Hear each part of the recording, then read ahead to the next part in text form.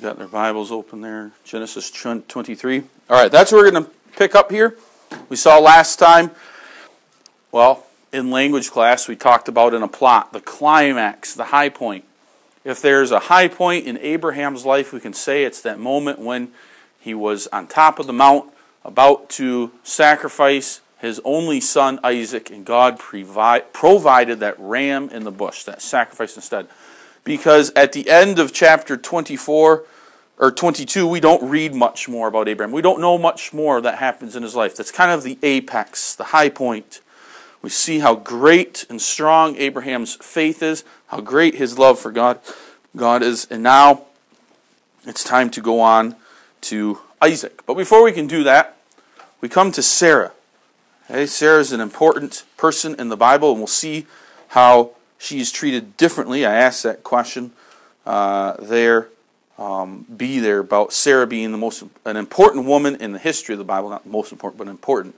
In fact, there's one thing that's mentioned about her that no other woman in the Bible is mentioned. Okay, what is that? No other woman in the Bible has this mentioned about her. Only Sarah. Colin? No, we know where other women are buried. Megan? Her age, how old she was at the time of her death. She's the only woman in the Bible that we read about that. Okay? So let's begin reading here at chapter 23. It says, "And Sarah was 107 and 20 years old. These were the years of the life of Sarah. And Sarah died in Kirjath Arba, the same as Hebron, in the land of Canaan. And Abraham came to mourn for Sarah and to weep for her." So she dies at what age? Amber? 172. Nope. 127 years old. Which means how old is Isaac? At 127 years old for Sarah. How old is Isaac? Kenton? 137. Nope. Isaac.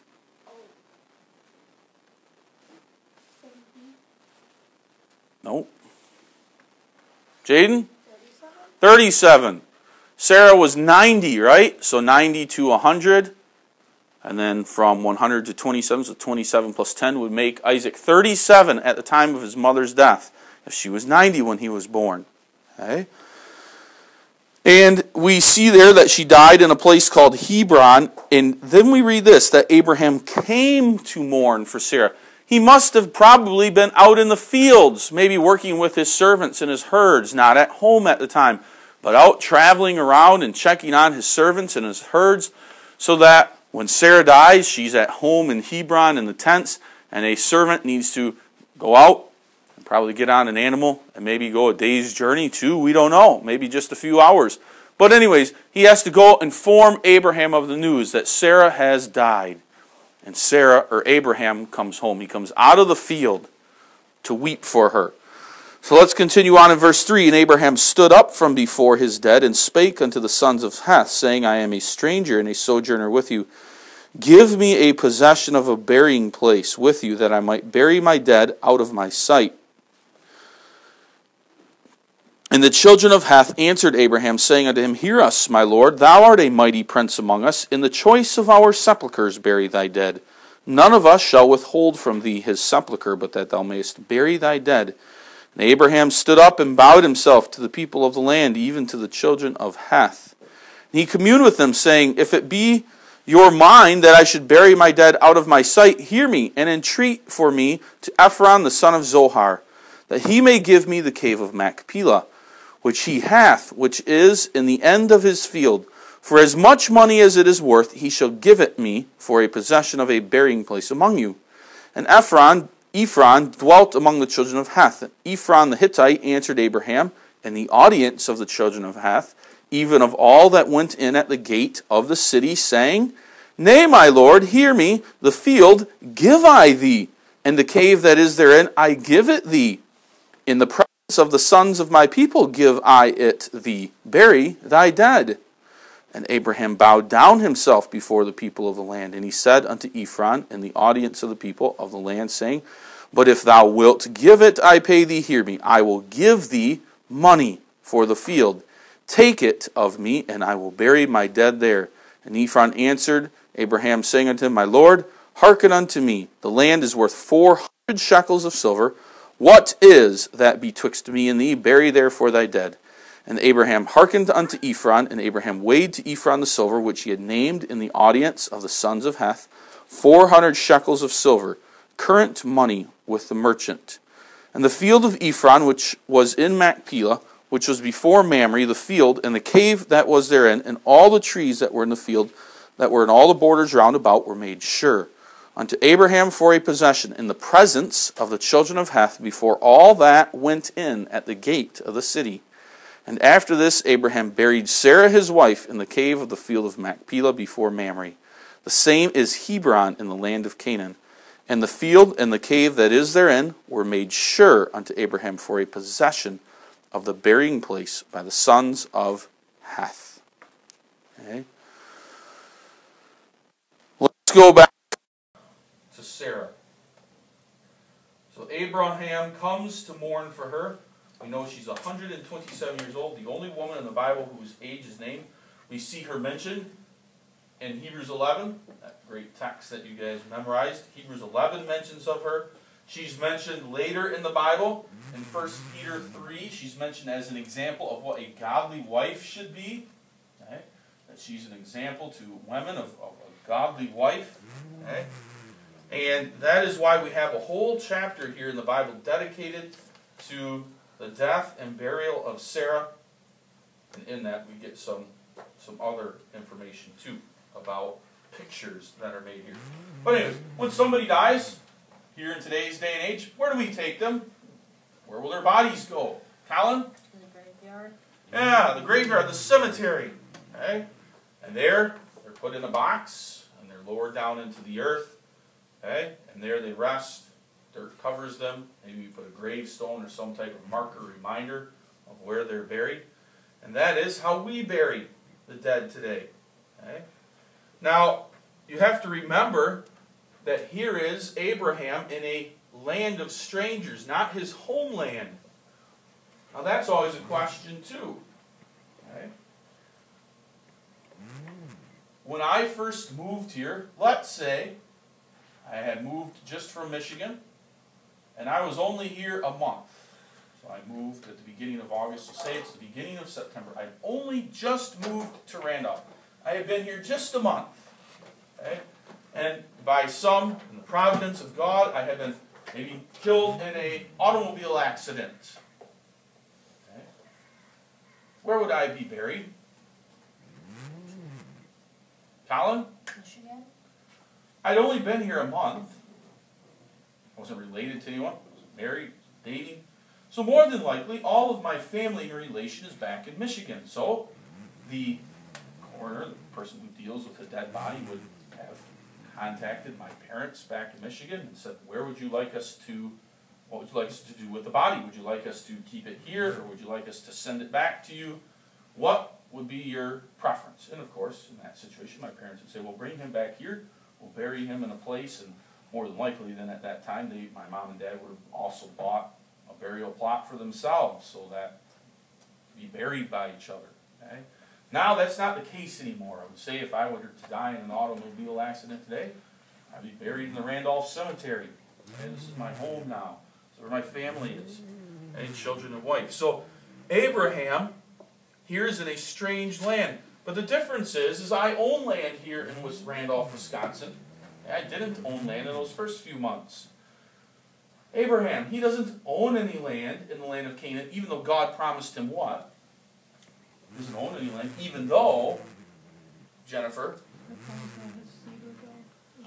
yeah, I will be giving you this whole land. It will all be yours one day. But not right now. Right now you're going to be a stranger and a sojourner in this promised land. It's a picture.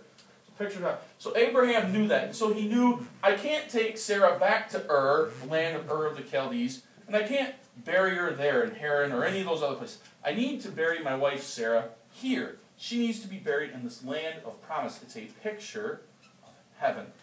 But I don't own any land. So what am I going to do? And what is he going to do?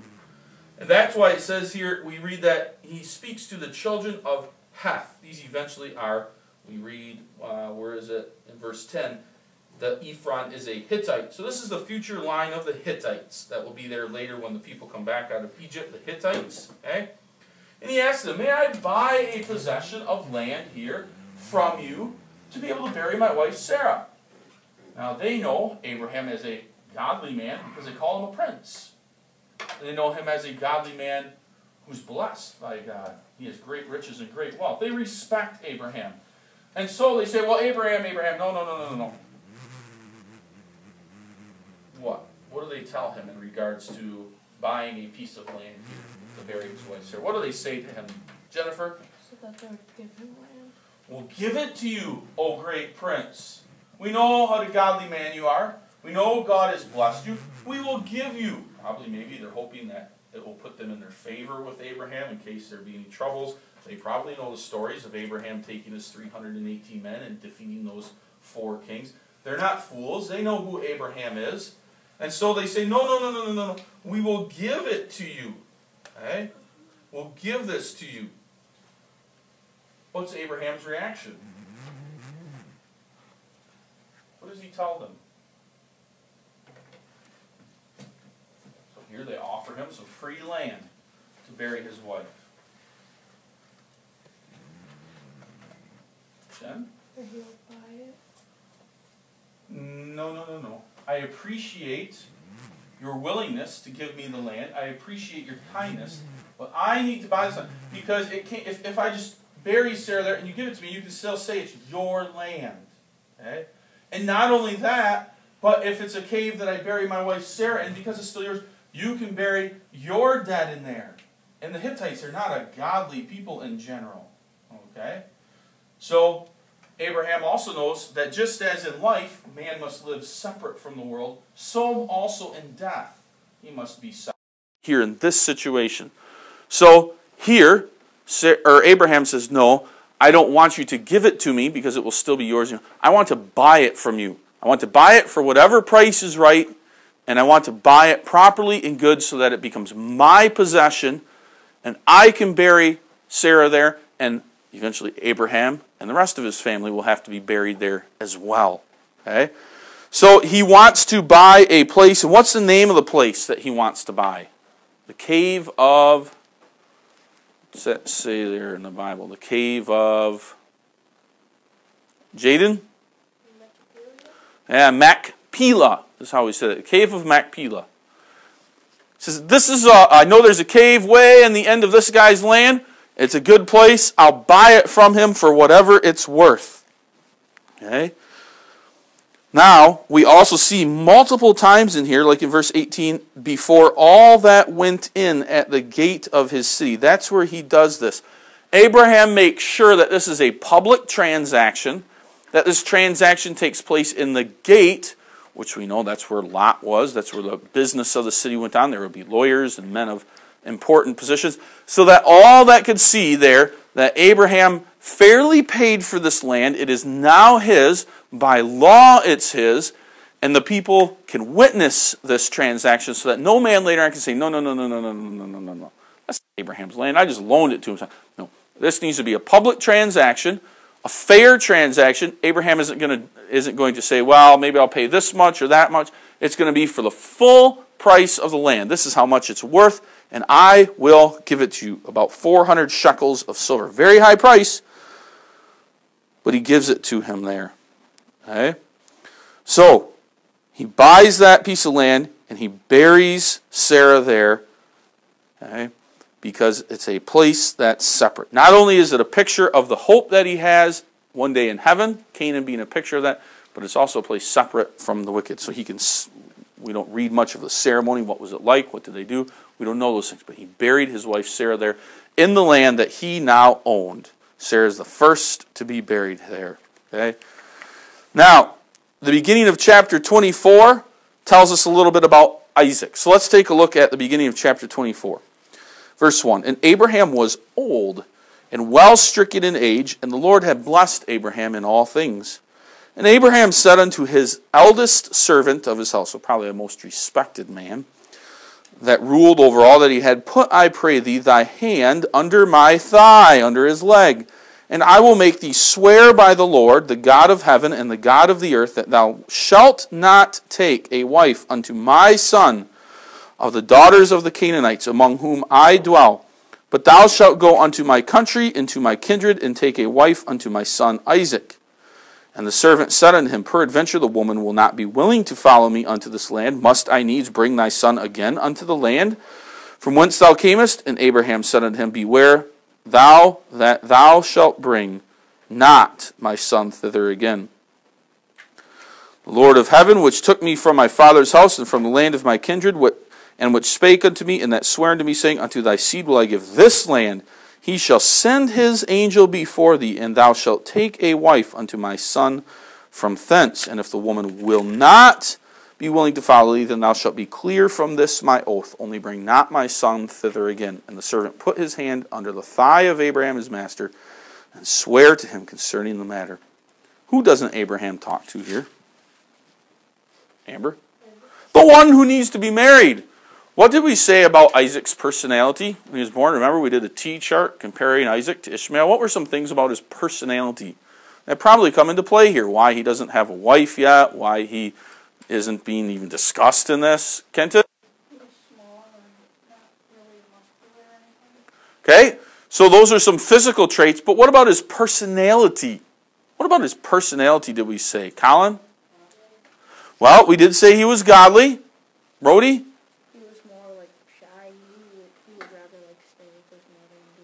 Yes, he was his mother's boy, a meek boy. In fact, we know later on that 3 years later this happens, because for 3 years Isaac's been mourning his mother, walking around like the end of the world has come.